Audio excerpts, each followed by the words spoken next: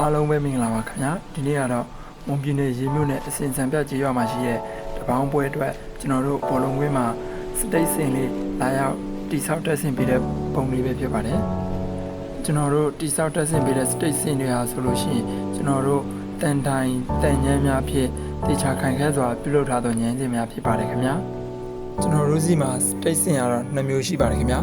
3ပေအနည်းစင်သေးနဲ့6ပေအမြင့်စင်ကြီးဆိုပြီးတော့2မျိုးရှိပါတယ်ခင်ဗျာလူကြီးမင်းတို့လိုအပ်သောအကျယ်ဝန်းလိုက်ပြီးတော့ကျွန်တော်တို့ space စင်ဈေးနှုန်းလေးတွေကွာခြားသွားမှာဖြစ်ပါတယ်ခင်ဗျာ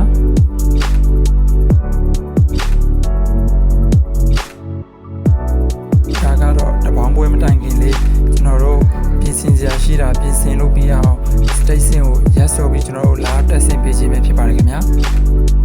ကျွန်တော်တို့ဒီနေ့တက်ဆင်ပေးရတော့9မြောက်9 space စင်ကျယ်ပဲဖြစ်ပါတယ်စတိတ်စင်များကိုလည်းရက်တို့ရက်ရှည်လိုက်ကွာခြားပြီးတော့ဇီနှုံးလေး꿰ပါတယ်ခင်ဗျာ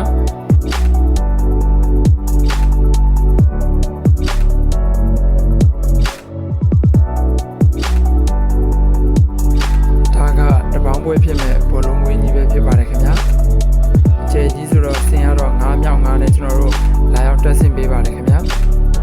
ကျွန်တော်တို့ထာဝရချန်ပီယံပွဲမှာစတိတ်စင်အပြင်စတိတ်လိုက်တင်နဲ့အခမ်းအနားပြင်ဆင်ဆောင်းပေါက်များကိုလည်းဇင်းလုံးချိုးသားစွာနဲ့လာရောက်ငှားရမ်းလို့ရပါတယ်ခင်ဗျာ